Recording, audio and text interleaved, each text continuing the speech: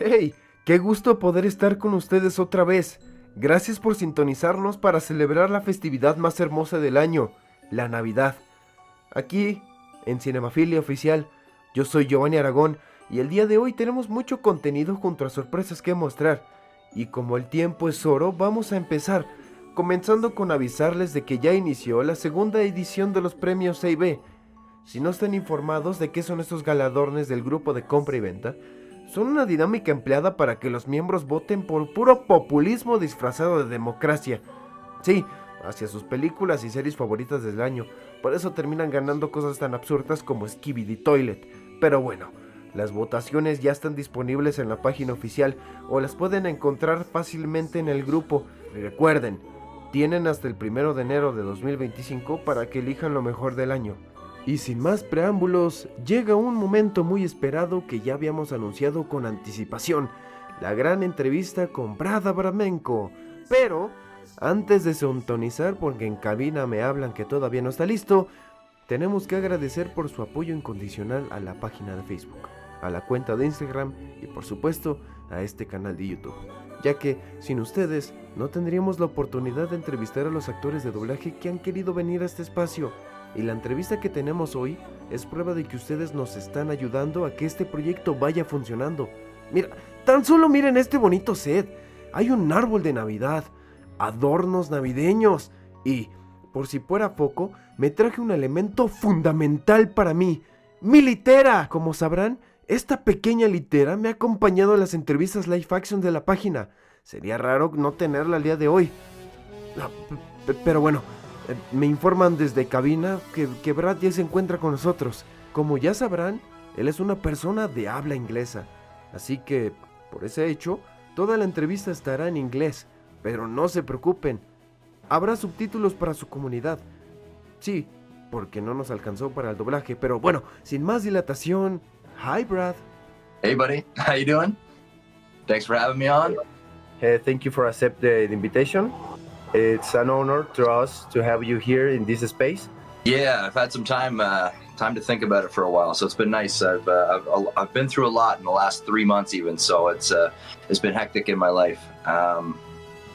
But I'm so grateful to the fans that I still have. You know, it's crazy because even without if I never got the Superman thing, you know, I'm still a aspiring actor. You know, there's nothing really there. So because I got that, I got this big fan group, and I'm pretty excited about it. And it's nice to have that kind of love. In the last 3 months, my girlfriend, she's actually Mexican, so she's from Leon. I got engaged, so she's now my fiance, and then I found out I'm also having a baby.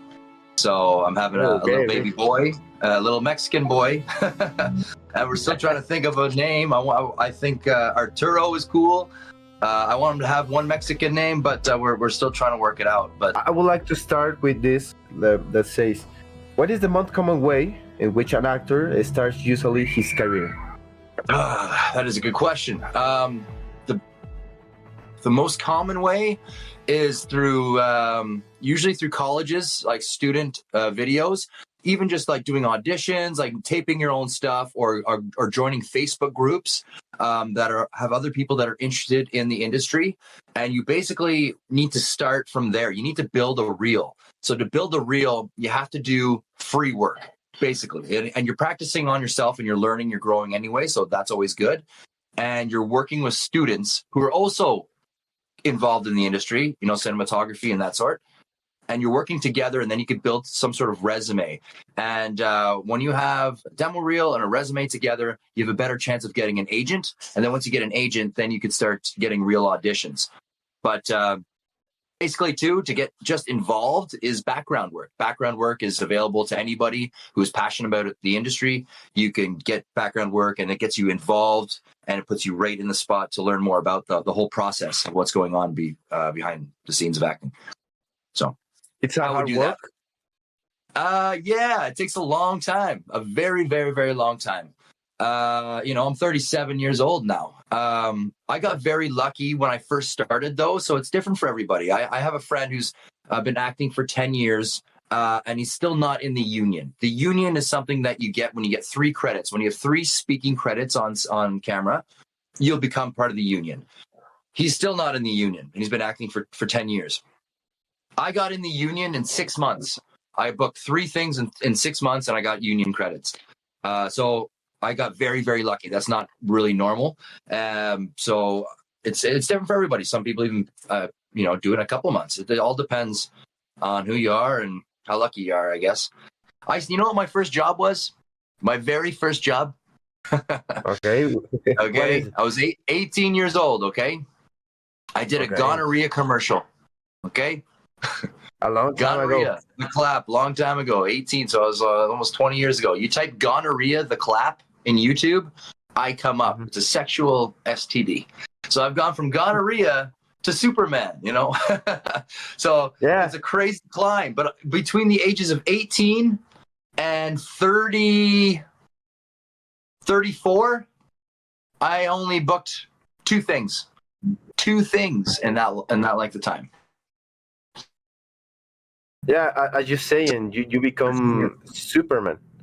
So that's in the next question. What is it like to be on a set of a TV show as important as Peacemaker? Because you were saying it's a hard work to start in this career. What do you feel when you were there? Oh man, that was a highlight of my career so far, for sure. So just to wear that suit was pretty cool. It's Henry Cavill's suit, so I'm wearing it. And I remember just being in the trailer for 8 hours, just looking at myself and like calling my buddies and be like, guess what? I'm Superman. And it's so many phone calls. It was just so fun. But very, very cool to be on set. So I was with James Gunn and John Cena.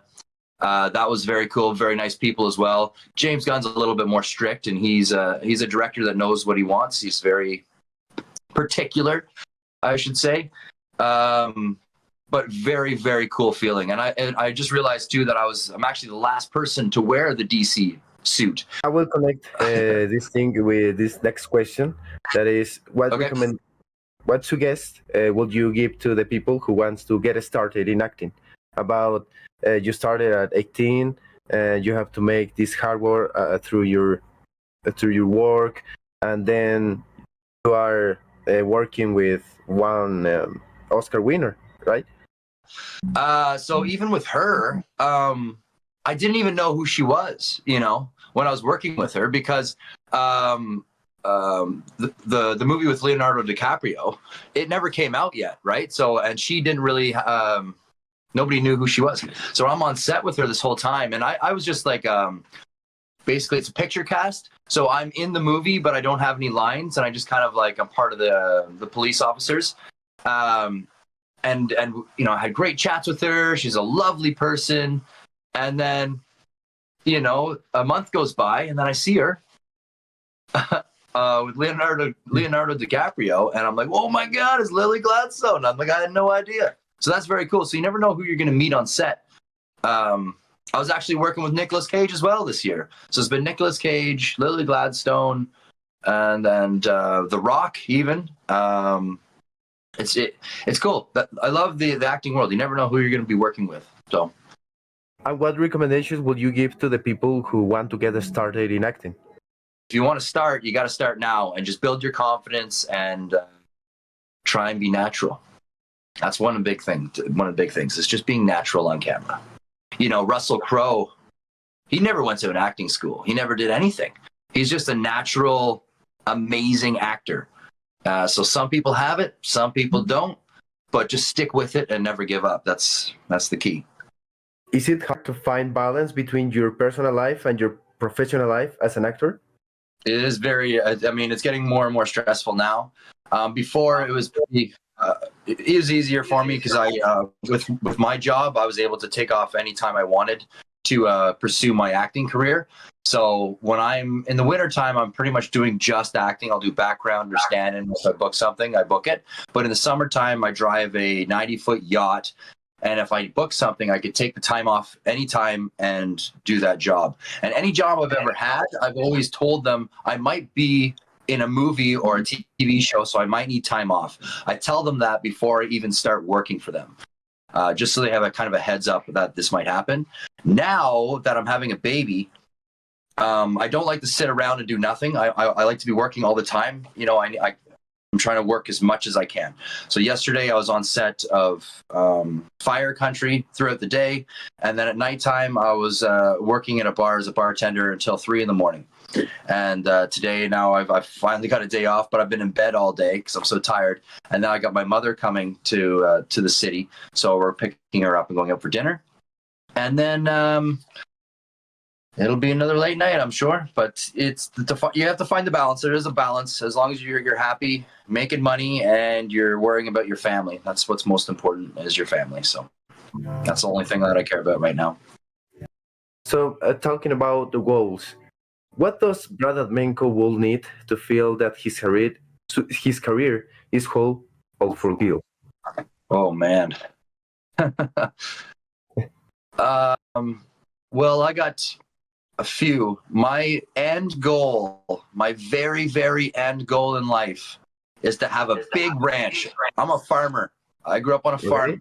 I want to have a big farm ranch with buffalo and horses. And I want to have my family, and I want to have nobody around me, 1,000 acres, and just be on a horse and ranch my buffalo and have buffalo meat. That's what I'd love to do. That's my end goal. In the acting world, I would love just to be a working actor. If I could just book a few things a year, I'm okay with that. If I could get a reoccurring role, that is a game changer. I would love to have that experience at least once in my life. Ultimately, my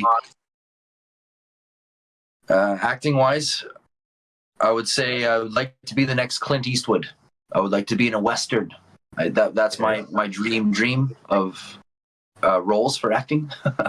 Would be in any Western. I just love spinning guns and riding horses and all that kind of stuff. So it's really tough out there. There's 30,000 actors in Vancouver. 30,000. So yeah, it's so imagine hard, how difficult it is to book something these days. Yeah, it's hard to get in this. But in your opinion, what is the most important thing to make it in Hollywood? Talking about the castings and all the things that you were saying. Probably not to think like that. You don't want to think, oh, I need to make it in Hollywood to be somebody. That's not the way to think as an actor. If you're an actor, like a genuine actor, you will be happy to book anything. And it doesn't matter. Like being famous in Hollywood, you want to be famous in Hollywood, that's your goal, then you're probably not going to make it as an actor. It's so tough out there and so hard. You really got to be humble about the whole experience, because you can't, the odds of being famous in Hollywood is crazy. So just start small, take little steps. I mean, dream big. You could dream big, of course, but don't make that your main goal. I want to be famous. No, your goal should be, I want to be an actor. I want to perform. I want to entertain. I want to love what I do. That's your goal. And then that'll come. Things will come from that. Yeah. It's more to be humble in this world. Yes. Yeah, especially in the acting world. Because if you're not in the acting world, people see that as well. People talk. Everybody knows everybody. And yeah, you don't want to be put in a bad spot. And now let's talk about something happened about 2 years ago, I think, about the group in Facebook. Mm-hmm. All we have the question that how do you meet the group? Because it's not that usual that a person for a different language, who speaks a different language, who lives in a different country, meets the group. So how do you meet the group? I met the group. I'm trying to think back now. It was a while ago. Yes. I think somebody just messaged me. Somebody just randomly messaged me on Instagram. When I booked that role, after I was getting 1,000 messages a day, every day, 1,000 messages, for like 2 months. And I was just trying to write back to everybody, because I wasn't used to that. And I was like, oh, people are writing to me. I'll write back to them. And one guy wrote to me, we have this internet group that really love Peacemaker, love Superman. We're a comic book group. Can you join our group? Yeah, sure. Why not? So I joined them, and yeah, it was crazy. That group was wild. I had a lot of fun on that group, actually. It's unfortunate what happened, but I actually really enjoyed being a part of that group. Like I am with this group. It's the same. I just like being a part of something like anybody else does, to be able to talk about our passions or whatever, and the industry especially. So movies and comics was what it was. But anyway, it was an experience for sure. I think a lot of things happened in that short time that you were there. But did something bother you when you were in the group that you remember? That's something that had bothered you? There's a lot of, now that I think about it, it shouldn't have bothered me. There's people that were just so against me and who didn't even know me, or they kept bringing up like different things. Like I was just trying to bring up conversation, especially with like the missing girls in Mexico. My girlfriend's Mexican, and I've heard a lot of people, I got a lot of messages of people in Mexico saying their daughters went missing, their girlfriends went missing, their sisters have gone missing. And I get to see the dark side of it all too in my messages. And so I kind of advocate for that. And some people just, I don't know, they kind of laugh about it. And I don't think it's really cool to laugh about, missing girls.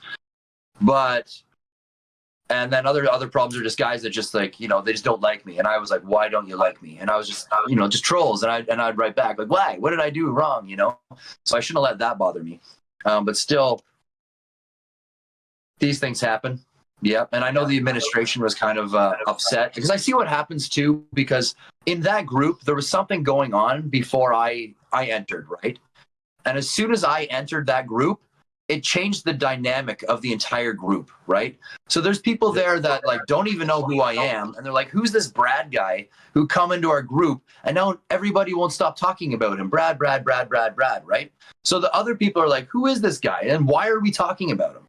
You know what I mean? So I can understand their point of view because it changed the whole dynamic of the group. It was just, the group became about me. In a way, so it was always like, what is Brad gonna write, or what's Brad doing, and Brad, and everybody's like, we don't even have a group anymore. It's not even a group. So I could see the points, and I know how it kind of affected everything. And I was like, maybe it's best I just don't be in this group because it's driving people crazy, I think it's part of the good experiences, bad experiences, because the people who. The admins in that group now are people because of that. That experience make other people become the admins. So I think it's where the bad attitude about for them. And well, I think the members will make that because I don't know, the people is so strange in internet. They can hide their real face, but as the most don't affect you, I think is just not important in your life, right? No, it's not, and that's the thing. Like, I shouldn't have cared at all about it. It's not going to affect me at all.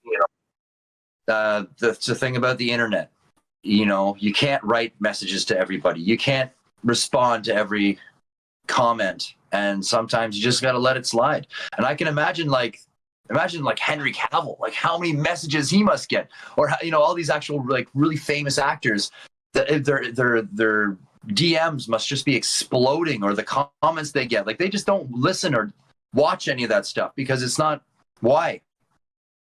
Some things will make you feel bad. There's lots of trolls out there that'll make you feel like shit. I know I've had lots of bad comments against me, and they don't feel good, but like I can't let it bother me. Life goes on. What's important? My acting career, my family. That's what's important.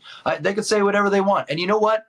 I'd rather have somebody have the ability to tell me they don't like me than not be allowed to tell me they don't like me. You know what I mean? So I don't want to cut their speech away. If you don't like me, that's fine. I'm okay. But if we say we can't say that to somebody, that's a whole different game, isn't it? Yeah. The people who love you is more than the people who hate you. I can say that. I sure hope so. Yeah, I hope so. The people I love really you. do appreciate it. Yeah. So when we, I also want you to meet my girlfriend before anything else. I only have so much time left here. Is it okay if I bring her around? Yes, no problem. Adriana.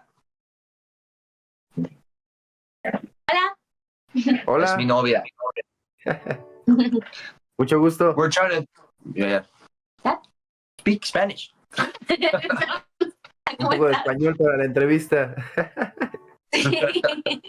La que le enseña todo. We're deciding on a name, so we want a name with an O at the end of it. So even ask the fans if they could come up with a name, a Mexican name with an O on the end. We have Walker Arturo Abramenko, Walker Diego Abramenko. Son las opciones que tenemos ahorita. Okay, un nombre mexicano para un niño. Okay. Sí, que combine con Walker, porque ese va a ser el primer nombre y el segundo no sabemos todavía, porque nada queda con Walker. Well, ahí tienen el reto. Sí. Perfect. A little challenge for this interview. Yeah. We're talking about in the long time ago, and for a while, about making a movie of the group. Well, it's not more making a movie of that group. It's like more than an idea, right? Making it was an idea, yeah. It was just an idea. So like I'm a conversation starter. Okay, so this is a group that wants to talk about movies, or this is a group that wants to talk about cinematography or anything like that. So I started a conversation, and when I started that conversation, I had filmmakers, I had writers, I had wannabe directors, I had wannabe actors, I wannabe cinematographers. They're all messaging me. Now everybody's talking about this movie, right? So it just it's creating conversation. Now, I love the idea though. I still love that idea, and I see a movie in my head. And when I get to where I want to be, I'm going to make this movie. I will. I don't know if I'll be a part of it, but I'd love to direct it because I could see this movie in my head being very, very funny.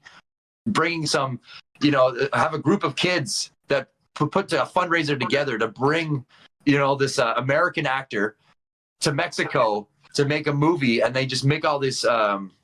He doesn't know where he's going, what he's doing. The agent just says, you're going here, they're paying you, have fun. And he shows up, and like these kids are making this movie with them, and then it just turns into this really funny dynamic between making this like funny Western movie in Mexico and made by fans basically.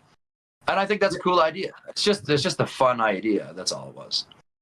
It was a good idea, but I think the people confuse because they think it's like serious, We're making a movie, guys.